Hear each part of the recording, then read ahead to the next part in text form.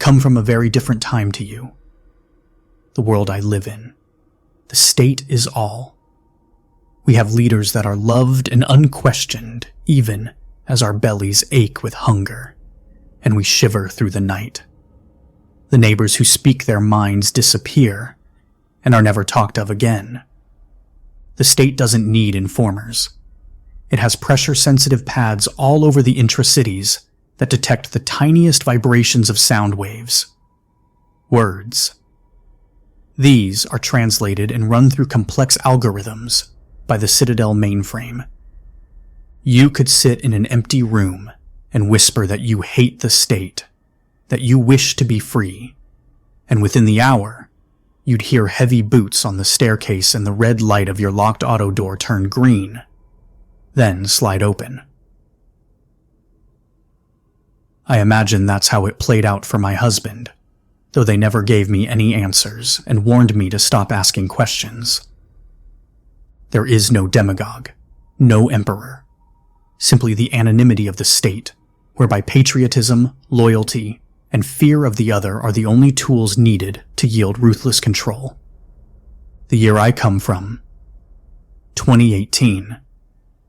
Though not your 2018. In my time, Rome never fell. It simply transitioned slowly into a more feudal state. This led to the Industrial Revolution emerging in the Mediterranean in the 1400s and spreading all over Europe and the Middle East. Empires sprung up, and with them came borders of geography, ideology, faith, race. The great cogs of kingdoms ground together with less and less grease, till they seized up with an almighty shudder, and 3 continents fell to war. The rivers clogged with the dead, verdant valleys turned to marshland by the body fat seeping into the soil. Languages died. Species died. Ideas died. After a generation, the war was spent. The world was redrawn, and the Great Peace came with it.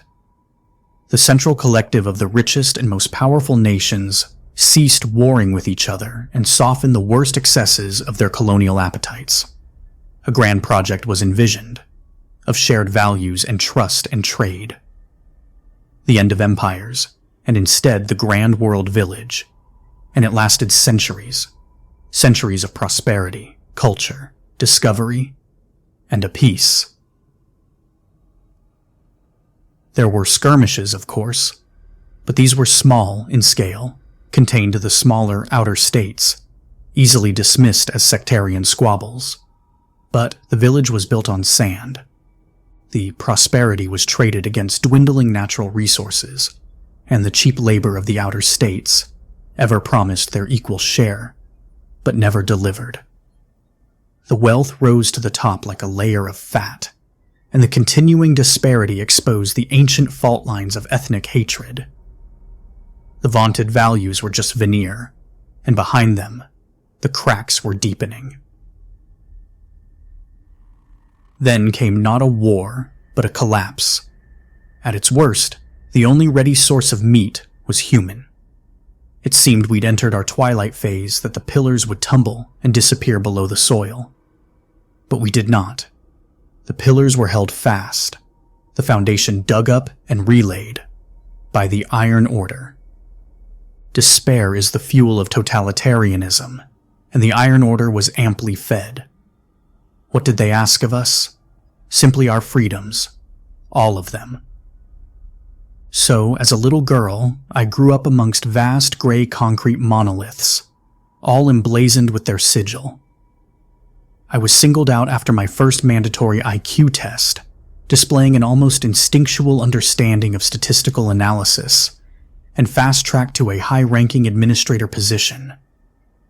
I was even given an apartment that had sunlight. I wasn't happy, I wasn't free, but I was safe. Wasn't that enough? It wasn't until I joined the underground library and was exposed to millennia of poetry, art, and philosophy that I realized what we'd lost and met like-minded people. I entered a clandestine world of code, hushed voices, and fitful glances. a collection of brilliant minds assembled to change things, to find a new way. But how to change the course of a raging river with a fistful of silt, with only a handful of academics, engineers, lawyers, under constant threat of summary execution? We ground it down to one desperate gamble, a reckless roll of the dice that had unanswerable ethical quandaries. But we looked around us and knew we lived in a world devoid of justice, and life without common justice is not worth living. We didn't need a fistful of sand, just one grain. Quantum entanglement, one particle interacting with any other across space, across time. We'd long ago solved the quantum riddle, whilst you have barely waded into the shallow waters. The material property of one particle being altered, those changes reflected in another, not bound by any field, made unstable, explosive. Not a large explosion by any stretch, undetectable in fact, but enough to, say, stop a human heart. The technique our resistance cell devised has gone by many names throughout history. I believe you call it sudden arrhythmic death syndrome. I was chosen for my analytical skills and smuggled aboard a surveillance satellite, retrofitted for our needs. An electrostatic hull isolated me from the very changes to the timeline that I myself would engineer, and it worked. I watched the change sweep across the globe below me.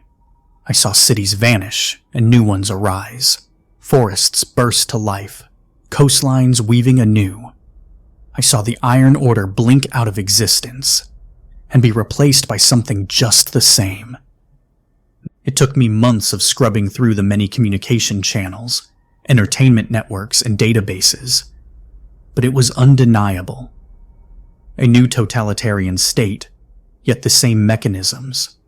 Dissent was ridiculed and silenced.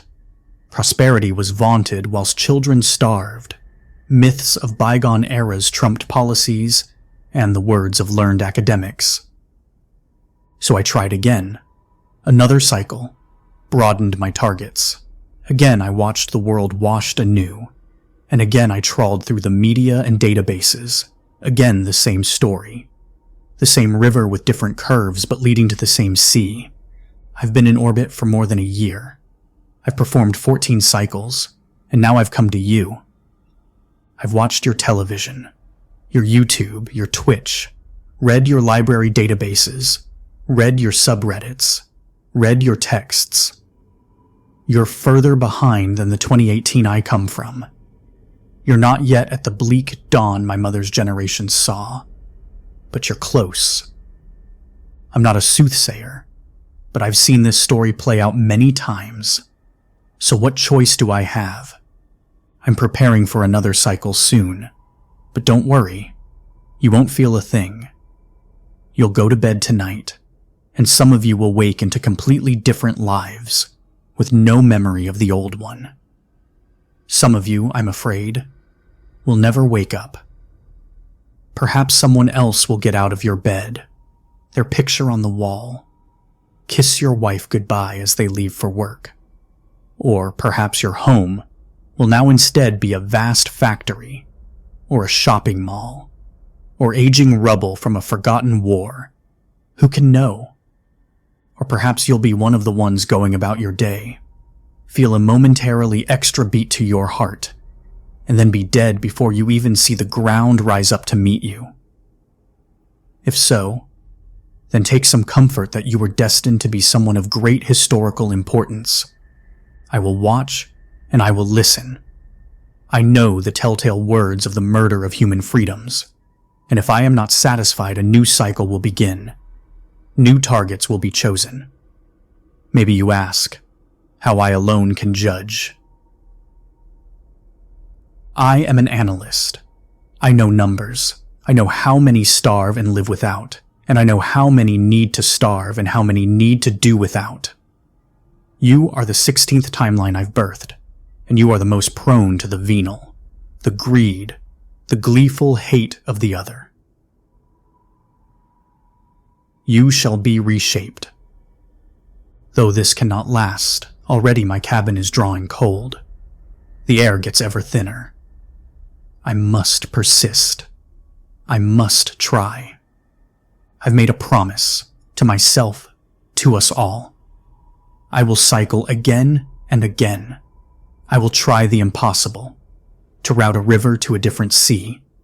And if I can't, if I look down upon you all, and still do not see a broad justice before I suffocate, I'll perform one last cycle.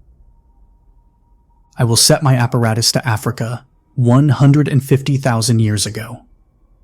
I will root out mitochondrial Eve and snuff out her life, and with her goes the temples, the walls, the statues, the clay pots, the domesticated dog, the cultivated grain, the grasslands, the melted ores, the radioactive sludge.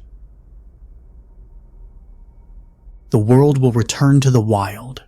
The last trace of humanity will be an asphyxiated statistical analyst, spinning around the world in a tin can built by a race that never existed. Sleep well, dream deep,